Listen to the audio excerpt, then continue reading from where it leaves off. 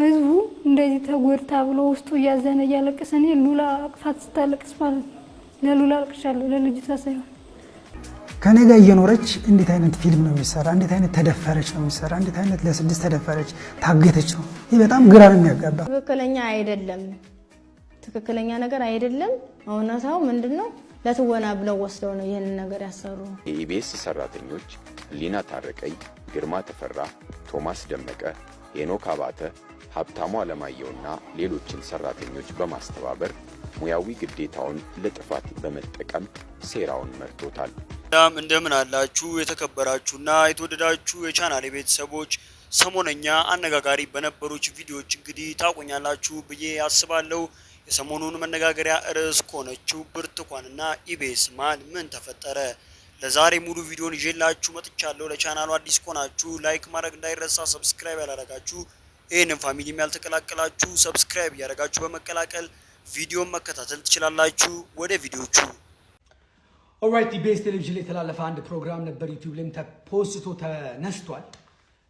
ለምን ተነሳ ምናምን ሶሻል ሚዲያ ላይ እየተወራ እና መንግስትን ያስነሳው የሚልም ሰው አለና መንግስት ለምንድን ነው የሚያስነሳው? ፈርስት ኦፍ ኦል ይሄ ነገር እኮ ለመንግስት ይጠቅመዋል እንጂ አይጎዳው። the reason is ሸኔና ፋኖ ነው ይሄን የሚያደርገው። ስለዚህ ሸኔና ፋኖ በህዝቡ እንደውም ይጣላል። ግን ሁሉ ነገር ወስዳችሁ መንግስት ላይ መለጠፍ ትወዳላችሁ። አንደኛ። ሁለተኛ ልጅቷ ከተናገረችው እዛ ጫካ ውስጥ እየደፈሩን የሆነ እንደዚህ 5-6 እንትን ባለው ፌሮ ሆዴን ጨቀጨቁት ወጉኝ፣ በዚህ ነው መረካው ያሉ ወጉኝ ብላለች። ራይት ሶ ያኛውን ስካር ወይም ያንን ጠባሳ ማየት እንፈልጋለን። ሶስተኛ ሴንስ የማይሰጥ ነገር ምንም ሴንስ የማይሰጥ በስድስተኛ ቀን የተነሳው የሰው ልጅ ሳይንቲፊክሊ ያለ ውሃ መቆየት የሚችለው ከ3 እስከ 5 ቀን ያው በጣም በኖርማል ኮንዲሽን ሆኖ ማለት ነው። ተደፍራ ተሰቃይታ አመት ከ6 ወር ደክማ በፌሮ ተወጋግታ 6 ቀን ያለ ውሃና ያለ ምግብ ከዛ ብድግ አለች።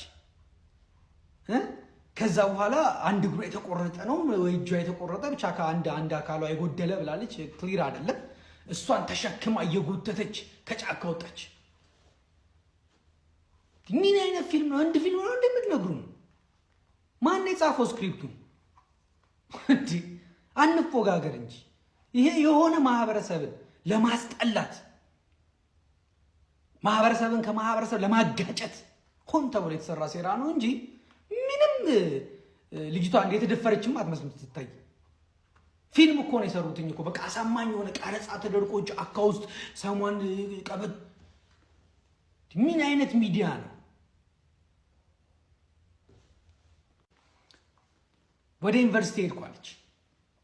የዩኒቨርሲቲውን ዳይሬክተርም አገኘዋለች። ያ ያገኛት ዳይሬክተር አሁን ሚዲያ ላይ ወጥቶ አዎ እውነት ነው እንደዚህ ብሎ መናገር አለበት። እዛ ስታከም ነበር ብላለች። ሰው ምን አለ ማለት ነው? የሕክምና ሬከርድ አለ ማለት ነው። የትኛው ዩኒቨርሲቲ ነው? ያ ሪከርድ መውጣት አለበት። ሲቀጥል ክሊር ያልሆኑ ነገሮች አሉ። ለምሳሌ ደፋሪዎቿ ፋኖ ነው ወይስ ሸኔ ነው? ግልጽ እኮ አሉ። አማራ ግፍ፣ የአማራ ላይ የሚደርሰው ግፍ፣ አማራ እንደዚህ ሆኑ፣ አማራ ንግግሩ መራራ የተባለው እውነት ነው። የሆነ ማህበረሰብን ለማስጠላት የተሄደ ርቀት ማለት ነው። ደምቢዶሎ ዩኒቨርሲቲ ኢቢኤስ ላይ ያቀረቡትን አዘጋጆች ሉላን ጨምሮ ለህግ ማቅረብ አለበት። ምክንያቱም የዩኒቨርሲቲውን ኢሜጅ በዚህ ያህል ስላጠፉ ማለት ነው። መንግስትም ደግሞ ሚዲያዎቹን ኮንትሮል ማድረግ አለበት። ይሄ እኮ የመጀመሪያ ጊዜ አይደል። ከዚህ በፊት እኮ በጀዋር መሐመድ ላይ ፕሮፓጋንዳ ሲሰሩ የነበሩ እኮ ሚዲያዎች አሉ። የብሮድካስቲንግ ሄዱ ወይም ዳይሬክተሩ ምንድነው ስራው? ይሄንን መቆጣጠር ካልቻለ፣ በስሩ ያለውን ፕሮግራሞች ማኔጅ ማድረግ ካልቻለ፣ ማህበረሰብን ከማህበረሰብ የሚያጋጩ ፕሮግራሞች በዚህ ያህል ተሰርተው ሲወጡ ምንድነው የሚሰራው? ለምን አይነሳም? ለምን መልቀቂያ አይሞላም? የሚዲያዎቹ እዛ ጋር ያቀረቡት እነ ሉላስ እንዴት ነው እንደዚህ አይነት ነገርን ሳያጣሩ ኮዝ ኤንድ ኢፌክቱን ሳያዩ የሆነ ፕሮግራም እንዴት ነው የሚሰሩት? የሆኑ ልፋጫሞች የሆኑ ሰዎች ማለት ነው። ቀጥታ ለህግ ነው መቅረብ ያለባቸው፣ ሌላ ምንም የለም። ሰበር ዜና ነገሩ እየተካረረ ይመስላል። የኢቢኤስ ባለቤት የሆኑት አቶ አማን ፍስሐ ጽዮንና ባለቤታቸው ወይዘሮ ማክዳ በፌዴራል ፖሊስ ቁጥጥር ስር መዋላቸው ተሰምቷል። የኢቢኤስ ሰራተኞች ህሊና ታረቀይ፣ ግርማ ተፈራ፣ ቶማስ ደመቀ፣ ሄኖክ አባተ፣ ሀብታሙ አለማየሁና ሌሎችን ሰራተኞች በማስተባበር ሙያዊ ግዴታውን ለጥፋት በመጠቀም ሴራውን መርቶታል። የሚዲያ ባለሙያዎቹ እውነትን የማጥራት ሙያዊ ዲሲፕሊንን ወደ ጎን ትተው ወላጅ እያላት ወላጅ አልባ፣ ትዳር እያላት ትዳር አልባ፣ በክቡር ጋብቻ የተወለደን ልጅ ባስገድዶ መደፈር የህዝብን ስሜት በሚኮረኩር የጭካኔ ተግባር የተፈጸመ በማስመሰል የኢኮኖሚ ችግር የሌለባትን የቤት ሰራተኛ ለማኝና የጎዳና ተዳዳሪ በማድረግ ሐሰተኛውን ፈጠራ አዘጋጅተዋል። ይህ ለማመን የሚከብዱ የማህፀን መጨቅጨቅ፣ እግርና አንገት የመቁረጥ፣ ጭንቅላት የመክፈት፣ በደርዘን ወንዶች የመደፈር ብሔር ተኮር የሐሰት ፈጠራ ድርሰት በማዘጋጀት ሁከትና ብጥብጥ በመፍጠር ሙያቸውንና ሚዲያውን አልመው ወንጀል ሰርተዋል። አጠቃላይ ኢቢኤስ ሆን ብሎ አውቆ የሰራው ድራማ እንደሆነ የምታውቁት ጭንቅላቴ እንዲህ ተፈንክቶ ስትል እዚህ ጋር እስቲ ብለህ ታያለህ። አንድ በላይ ዩኒቨርሲቲ የት ነበር ጥቃ፣ ሁለት በላይ የት ነበር ጥቃ፣ ሶስት በላይ ዩኒቨርሲቲ የት ነው፣ ቦታው የት ነው፣ አመቱ የት ነው፣ መቼ የተከሰተው፣ ማን ይሄን ያደርገው? አሃ እንደዚህማ አይቻልም። አባት አደባባይ ወጥተህ በአደባባይ የመንግስትን ሀገርን ስም ስታጠለሽ የምትል ከሆነ ዶክመንት ጀርባ እየተፈተሸ እንደዚህ ይወጣ። ጀዋር መሐመድ የሚባል ቅዥቤ ሶሻል ሚዲያውን በሙሉ የሞላው ደምቢዶሎ ዩኒቨርሲቲ የሚባል ደምቢዶሎ ዩኒቨርሲቲ 2011 ታገቱት። እሷ ገና ሃይ ስኩል ነች። የምትኖረው ፊንፊኔ ከየሳ አዲስ አበባ ውስጥ ነበር ስኖር የነበረው። በመጀመሪያ ሰው ዝም ብላ ጅል እንዳትመስላችሁ እሺ። ጅል ከመሰለቻችሁ ጅሎቹ እናንተ ናችሁ። ጅል አይደለችም። የትውልድ ቦታዋን ሄዳ የቀበሌ መታወቂያዋን አጥፍታ ማስረጃዋን አጥፍታ ደብዛዋን አጥፍታ አዲስ አበባ መጣለች። አጋቹ እሱ ነው እንግዲህ እሱን ያገታት። አጋቹ ተገኘ ብላ ያዝልኝ ወፍ በፍቅር የደምቢዶሎ ዩኒቨርሲቲ ኢቢኤስ ቲቪ ባቀረባት እቺ ግለሰብ ላይ በቪዲዮ ቀርቦ ምላሹ ሰጥቷል። አድምጡት። በጣም የሚያሳዝን የሚደንቅ ሰው ባልተጣራ ወሬ በሌለው መረጃ አንደኛ ይሄ ተቋም ይሄ የቴሌቪዥን ጣቢያ መረጃም ከዛም ከዚህም ወስዶ እውነትን ማውጣት ነው የሚዲያ ሚና። አሁን እነሱ ያደረጉት ቀጥታ ልጅቷን እንዴት እንዳገኙ አላውቅም። ማን እንዳመጣላቸው ምንም የተናገሩት ነገር የለም። ስለዚህ ቀጥታ ልጅቷን አናግረው ልጅቷ ላይ ከደምቢዶሎ ዩኒቨርሲቲ ተጠልፋ ታግታ ጫካ ተወስዳ 1 ዓመት ከ6 ወር እንደዚህ አድርጎ ነው የሰሩትና ይሄ ቶታሊ ኃላፊነት የጎደለው ተግባር ነው። ምክንያቱም ቢያንስ የኛ ተማሪ መሆኗን ከኛ መረጃ መውሰድ ነበረባቸው። እንደ አይነት ተማሪ ከእናንተ እንደነበረች እንዲህ ብላለች እና ምንድን ነው የምትሉት ምን አለ ማለት ነበረባቸው። የሚዲያ ተቋም ማለት ሚዲያ እኮ ኃላፊነቱ ግልጽ ያልሆነ ነገር ለፓብሊኩ ምንም ብዥታ በማይፈጥር መልኩ ግልጽ ማለት ነው። አሁን ኢቢኤስ ያደረገው ጭራሽ ብዥታን መፍጠር፣ ሰዎች ኮሚኒቲ መካከል መጠራጠር እንዲፈጠር፣ ሌላው ብሔር አንዱን እንዲጠራጠር የማድረግ አንዱ ተማሪ እዛ ሄዶ ነው እንዲህ የታገተው እንዲህ ሆኖ ብሎ አንዱ ላይ ለማነሳሳት ካለን ምንም ዓላማ የለውም፣ ትርፍም የለውም። ምን ያስተምራል? አሁን እንዲህ አይነት መረጃ አንደኛ ያልተጣራ እዚህ ያለው ማህበረሰብ የማይወክል አሁን ደምቢዶሎ አካባቢ ያለው ማህበረሰብ የዩኒቨርሲቲ ማህበረሰብን ጨምሮ ምንም በማያውቅ መልኩ ምንም መረጃ በሌለው የእሱ ተማሪ ባልሆነ ሰው እንዲህ ስሙ ተነስቶ እንዲህ አይነት ሰው ኢትዮጵያ ውስጥ አለ ወይ ብሎ ነው ሲደነቁ የነበረው። ምን ማለት ነው? ይሄ ምንስ ይፈጥራል? ኮሚኒቲ መካከል ነገ ምንድን ነው የሚፈጠረው? በዚህ በተነሳ ግጭት ይፈጠር ምንድን ነው የሚዲያ የሚጠቀሙ? የሚዲያ ሚናስ ይሄ ነው ወይ መሆን ያለበት? ስለዚህ እኛ ያየነው ተማሪያ ቶታሊ ከደምቢዶሎ ዩኒቨርሲቲ ጋር ምንም ግንኙነት የላትም። የእኛ ተማሪም አይደለችም። ሲጀምር አይደለም ፋርማሲ የ2013 ሁለተኛ ዓመት ፋርማሲ ነኝ ያለችው ፋርማሲ አይደለም ሌላም ቼክ አድርገናል። ፋርማሲ ተማሪ ውስጥ እንደዛ የሚባል ተማሪ የለም። 2 ሴቶች ናቸው ያሉት፣ ሌሎች ናቸው። እንደዛ የሚባል ስም የለም። እኛ እንደውም ምናልባት ተሳስታ ሌላ ባች ሆና ሌላ ዲፓርትመንት ሆን ብለን ፋይዘር ሄደን አጣርተናል። እንደዚህ የሚባል ተማሪ በደምቢዶሎ ዩኒቨርሲቲ ውስጥ የለም።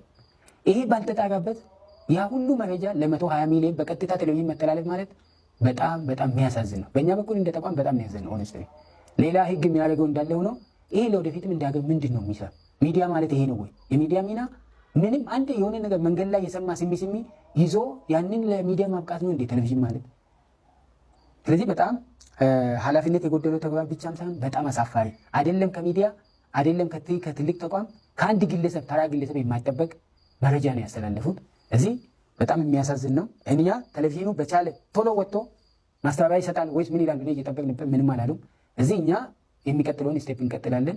ዞሮ ዞሮ ግን ተግባሩ በጣም አሳፋሪ ተግባር እንደሆነ ነው ያየነው። አመሰግናለሁ። ብርቱካን ባለትዳር እንደሆነች ልጅም እንደወለደች ያመላክታሉ የተባሉ ፎቶዎችን በማህበራዊ ሚዲያዎች ላይ መዘዋወር ጀመሩ። ፎቶዎቹ ላይ የምትታየው ሴት እውነት ብርቱካን ናት የሚሉ ጥያቄዎችም ግን አልጠፉም። ዛሬ ደግሞ በስሟ የተዘጋጁ ብሔራዊና የአዲስ አበባ ከተማ መታወቂያዎችም ወጥተዋል። እነዚህም አወዛጋቢ ሆነዋል። ሌላው ደግሞ ብርቱካን በሐዋሳ ዩኒቨርሲቲ በአካውንቲንግና ፋይናንስ ትምህርት ክፍል ትማር እንደነበር ያመላክታል የተባለ መረጃም ወጥቷል። በተጨማሪም በዛው በሐዋሳ ዩኒቨርሲቲ በስሟ ተዘጋጅቶ ማህተም ያረፈበት የዩኒቨርሲቲው መታወቂያ ካርድ በዚሁ በማህበራዊ ሚዲያ ላይ ሲዘዋወር ቆይቷል። እነዚህ ከሐዋሳ ዩኒቨርሲቲ ወጡ የተባሉት ማስረጃዎች ግን በትክክል ከዩኒቨርሲቲው የወጡ ናቸው ወይስ በሌሎች ሰዎች የተዘጋጁ የውሸት ማስረጃዎች ናቸው የሚለው ግን ገና አልተረጋገጠም። በአወዛጋቢነቱ ቀጥሏል። ይህንን በአካውንቲንግ ትምህርት ክፍል ትማር እንደነበር ያመላክታል የተባለውን መረጃ የተመለከቱ ብዙ አስተያየቶች ሲኖሩ አንድ አስተያየት ሰጪ እንዲህ ብሏል። ከታች የተያዘው ግሬድ ሪፖርት የብርቱካን ነው ተብሎ እየተዘዋወረ ነው። ሰነዱ ትክክለኛ ላለመሆኑ 7 አመላካች ፍንጮች አሉ ይላል። የኢትዮጵያ ዩኒቨርሲቲዎች የትምህርት ዘመን አካዳሚክ ይር የሚጽፉት በፈረንጆቹ ነው። እዚህ ላይ ግን በችኮላ በኢትዮጵያ መስሏቸው 2013 ብለው ጻፉ። ጎበዝ 2013 በፈረንጆቹ እኔ ራሴ ገና ተማሪ ነበርኩ ይላል። ሁለተኛው ደግሞ የአያቷ ስም በትክክል አልተጻፈም ብሎም ጠቅሷል። እድሜም አልተገለጸም። ዲ+ የሚል የውጤት ዝርያም ተጠቅሷል። የዩኒቨርሲቲው ማህተምም የለውም። የተጻፈው በደብዛዛው ነው ወይም ፎቶሾፕ ስታይልም ይመስላል። ተመሳሳይ ስም ኢትዮጵያ ውስጥ እንኳን በመላው ሀገሪቱ ቀርቶ በአንድ ክፍል ውስጥ ራሱ ሊኖር ይችላል። ሐሰት ባዛመትን ቁጥር እውነት ተደብቆ እንዲቀር ያደርጋልና አሁንም እውነታው ይውጣ ሲልም ጥያቄውን አቀርበዋል። እነዚህ ሁሉ መረጃዎች ግን እጅግ ብርቱካን ተመስገን መታሰሯ ተሰማም።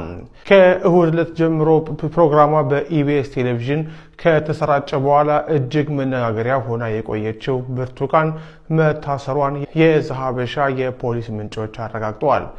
በርካታ ሰዎች ስልኳ አይነሳም፣ የት ነው ያለችው፣ የደረሰችበት አይታወቅም ሲሉም ሲገልጹ የነበረ ሲሆን ዘሀበሻ ባደረገው ማጣራት በፌዴራል ፖሊስ እጅ ስር እንደምትገኝ አረጋግጠዋል።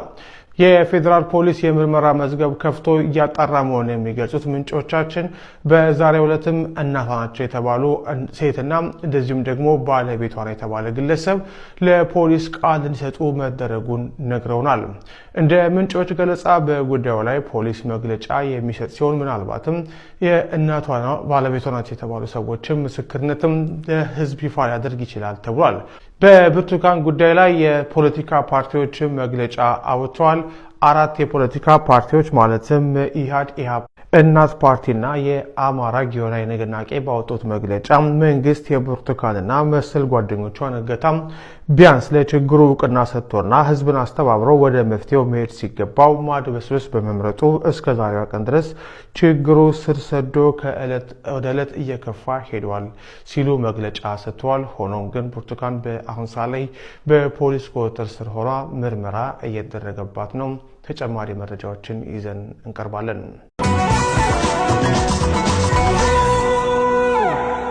ያላለው ተወልጄ ያደኩት ስናን ወረዳ ነው። ከእናትና ከአባቴ የመጀመሪያ ልጅ እኔ ነኝ። እኔን እንደወለዱ ነው አጋጣሚ አባቴም ወደ መንትን ያለ የተሰደደው። እናቴ በህይወት ያረፈችው በወሊድ ምክንያት ነው። ከዛ በኋላ ምንድነው የተደረገው? አያቴ ጋር እንዳድግ ቆየው። ከአያቴ ጋር እየኖርኩ ያለ 8 ዓመት ሲሞላኝ ትንሽ እሷንም ይቸግራታል። እባካችሁ ልጅትን ለሰው ልስጥ እና ፈልጉልኝ ምናምን ትላቸዋለች እሷ ማለት ነው አያቴ አሉ። በ8 ዓመት ያስወጥተው ወሰዱኝ።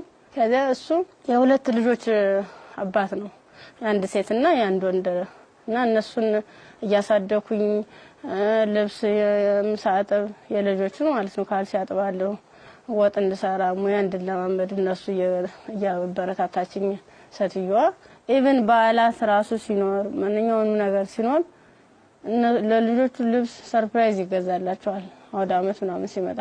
እኔ ደግሞ ሰቱያ ከምትለብሰው ልብስ ተቀድና ጣጣጣፋ ጥንጥዬ ነበር እንትን ብላ በመኪና እንኳን አይሰፋም እቤት ነበር በመርፌ ተሰፋው ነበር። እሱን ለብሼ እሄዳለሁ። ጫማም የተወርቁ የወደቀውን ልጆች ተጠቅመው የጨረሱትን እሱን ሰወትት ምንስል የባለም እንደዛው እየተማርኩኝ እያለ የሆነ ደረጃ ተሸላሚ ሆንኩኝ።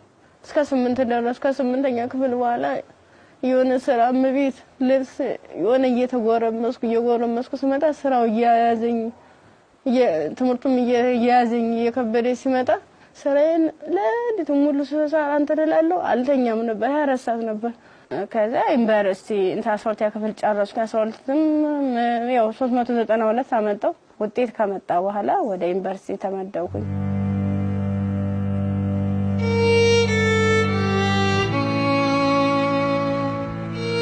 ዲፓርትመንት መረጥ በፋርማሲ ገስገባ በቃ እነሱ ራሱን ማበረታታት ጀመሩ። አይዞሽ ኢቭን ደፍተር እስክሪብቶም የሃንዳውትም ሙሉ ነገሩን እየሸፈኑልኝ ነበር እነሱ ነበሩ ቢሮ ላይ ማለት ነው። አሪፍ ውጤት ነበረኝ። ከዛ መጨረሻ ላይ ልክ 1 አመት ተማር 2ኛ አመትም ተማር 2ኛ አመት ላይ የተወሰነ ረብሻ ይከሰታል በሰዓቱ ማለት ነው።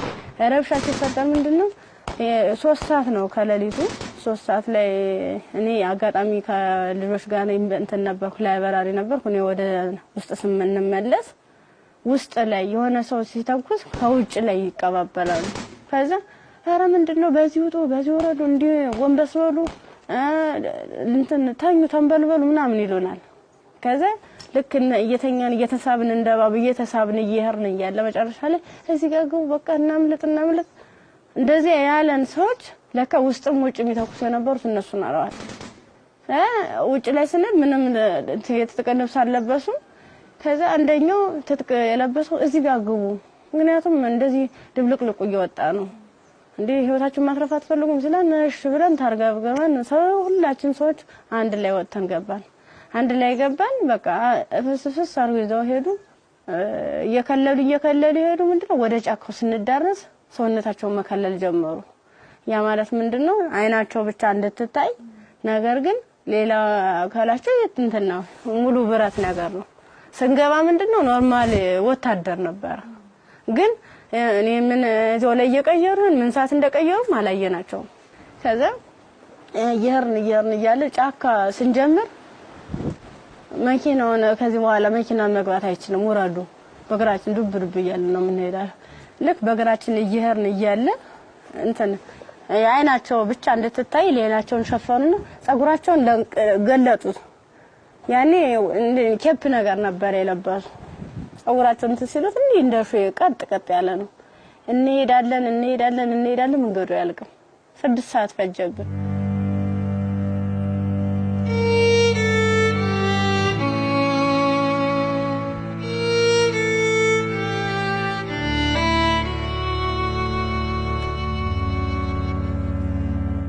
መረስ አይቀርም ስንደርስ ምንም ነገር የለም ቤት የለም ምን የለም በቃ የሆነ ሜዳ ነገር አለ ትክክለኛ እንትን ማለት ነው አረንጓዴ ነገር አለ።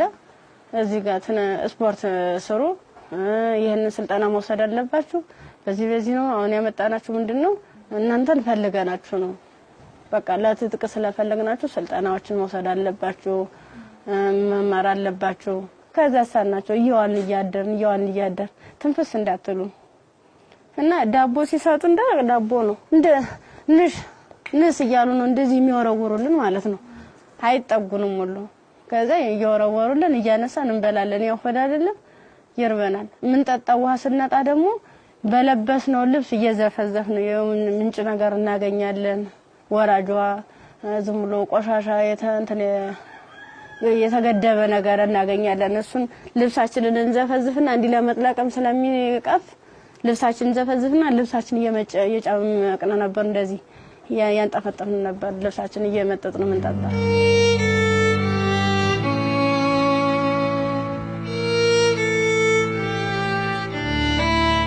አመት ከ6 ወር ከሞላ በኋላ በቃ ስራችንን እንጀምር ይለዋል አንደኛው ማለት ነው። ስራችንን እንጀምር፣ ፕሮሰሱ አልቋል፣ ያቀርነው ጊዜም እስከዚህ ነበር፣ የምንፈልገውን ነገርም ተሳክቶልናል፣ አሁን ደግሞ እንቅስቃሴ እንጀምር ዳይ ምናምን አሉና መጀመሪያ ላይ ልብስ ነው አውልቆ የተባለ ሙሉ ልብሳችንን አውልቀን ነው እንግዲህ እንደንተን ሶስቶቹ አራቶቹ ተሄዱ በኋላ እኔ አምስተኛ ላይ ነበርኩ። በአምስተኛው ሰዓት ላይ ምንድነው ታኛለኝ ታኛው ከተኛው በኋላ እየተካኩ ነበር ሲደፍሩ የነበሩ ማለት ነው። ከዛ እየተካኩ እየደፈሩ ካደረጉ በኋላ ከደፈሩ በኋላ ምንድነው እንትን ራሴን ስስት አይ እንደዚያ ከሆነማ በዚህ ነው ስሜታችን የሚኖር ይልና እንደዚህ ያደርጋ ይሆነ እንደ 6 አይነት ነገር እንደ 6 ይሆናል እንደ ፌሮ እንዲህ ነው ቀጥታ እንደዚህ ሲወጉ የነበረው ማለት ነው። ጥቅጥቅ ካደረጉት በኋላ ስዳስሰው ራሱ ቁስሉ ይታወቀኝ ነበር። ዘንዲታኝቼ ወድቄ ራሱ ማለት ነው።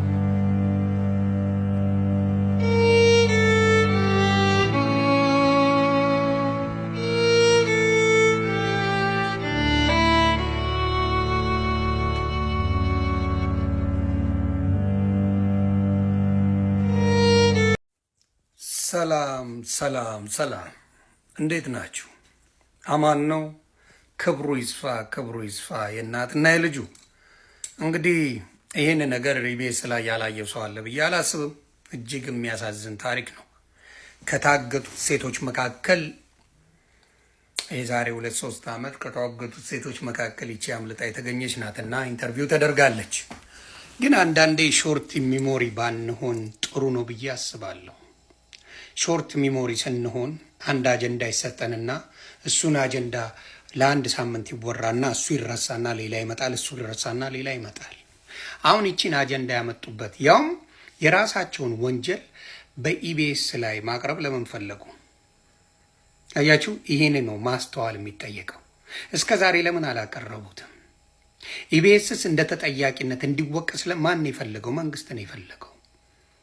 ስለዚህ የማንን ጉዳይ ለማስረሳት? የቀነኒን ጉዳይ ፍትህ እንዳይገኝበት የዚችም ፍትህ ያስፈልገዋል። ፍትህ ግን ከመንግስት ጋር የተጣላ አካል ነው ይሄንን ያደረገው፣ ኦነግ ነው። ከመንግስት ጋር የተጣላ አካል የአማራ ሴቶችን ማፈኑ ዛሬ አይደለም የምናውቀው። በየጊዜው የአማራ ህዝብ በኦነግም ሆነ በብልጽግና ይበላል። ይሄ የታወቀ ነገር ነው። ግን የቀነኒን ሁኔታ ለመደበቅ የቀነኒን ሁኔታ በግፍ የተገደለችው ለመደበቅ ሲባል ይህን አጀንዳ ይዘው መጥተውታል። ከዛ ማን ነው ለምን አወረዳችሁት ብሎ ኢቢኤስ ላይ ይጮሃል። እንዴት ነው የምጮኸው? መንግስት ነው የሚያዛቸው። ኢትዮጵያ ውስጥ ያለ ሚዲያ ኤጀንሲ በሙሉ የሚታዘዘው በመንግስት ስራ ነው። እስቲ የተለየ ከመንግስት የተለየ ስቴሽን አንድ ነገር መንግስት ከሚለው ውጪ አንድ ነገር የሚናገር አንድ ኢትዮጵያ ውስጥ ያለ ሚዲያ አንድ ነገር አንድ የለም።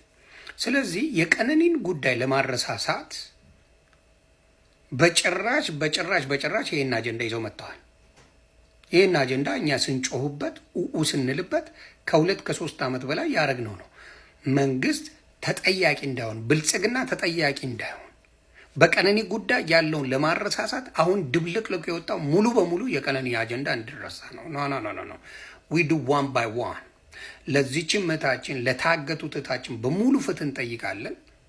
እንዲሁም የቀነኒ ገዳይ አንዱዓለም ጎሳ ትጠየቅበታለህ። የኦሮሚያ ፖሊስ ኮሚሽን ፌደራል ኮሚሽን ምንድን ነው ያለው? ገፋት እንጂ እሱ በገዳይነት መጠየቅ የለበትም። መግፋት በገዳይነት አያስጠይቅም ነው ያለው። ስለዚህ ይህን ነገር ለማረሳሳት ስለሆነ የአማራ ልጆችም በዚህ ጉዳይ ጮሁ፣ የኦሮሞ ልጆች ደግሞ የፍትህ ጉዳይ ኢትዮጵያውያን ሆናችሁ የቀነኒ አዱኛን የፍትህ ጉዳይ እንድጠይቁበት ነው። እጅግ የሚያሳዝን ነው። ግን ኢቢኤስ አቅም የለው። ኢቢኤስ ምን ነው የወታደር ያለው መሰላችሁ እንዴ? ኢቢኤስ እኮ እንደፈለገ መንግስት የሚያሾረው ሚዲያ ነው። እንደፈለገ አድርጎ መንግስት የሚጫወትበት ነው። ኢትዮጵያ ያለው ሚዲያ በሙሉ በመንግስት ቁጥጥር ስር እንደሆነ እየረሳችሁት ይመስለኛልና አደራ፣ አሁንም ፍትህ ለቀነኒ፣ ፍትህ ለእነዚህ ምስኪን ሴቶች። ለዚህ ነው የማጋልጠው። ፍትህ ለምስኪን ሴቶች እና ሾርት ሚሞሪ ባንሆን ጥሩ ነው። አሁን ለምን አመጡት? አሁን ይህን መረጃ አውጥቶ በአጀንዳውን ለማስቀየር ለምን ተፈለገ? የቀነኒ ጉዳይ ተደባብሶ እንዲቀር ስለተፈለገ ነው። ስለዚህ ይህችን ነገር እንዳትረሱ ለማለት ነው። ሰላማችሁ ይብዛልኝ። መልካም ጊዜ። እኔን ማታለል አትችሉ። የማይቻለው ዮኒ ማኛ ሌሎቹን አታሏቸው፣ ቲክታኩን ፌስቡኩን ደበላልኩት። እኔን ግን የመንግስት እያንዳንዷን እንቅስቃሴ ስለማቅ እኔን ማታለል አይቻልም። አሁንም ፍትህ ለቀነኒ፣ ይህን ነው መጠይቀው። ህግ አካላትም ከፖሊሶችም ከብዙ ሰዎች የተለያዩ ሀሳብ አስተያየቶች እየተነሱ ይገኛሉ። ዛሬ ይዤላችሁ የመጣሁት ቪዲዮ ነው ይመስል ነበረ። ቀጣይ በሌሎች ቪዲዮዎች እስከምንገናኝ ድረስ ቸር ሰንብቱ።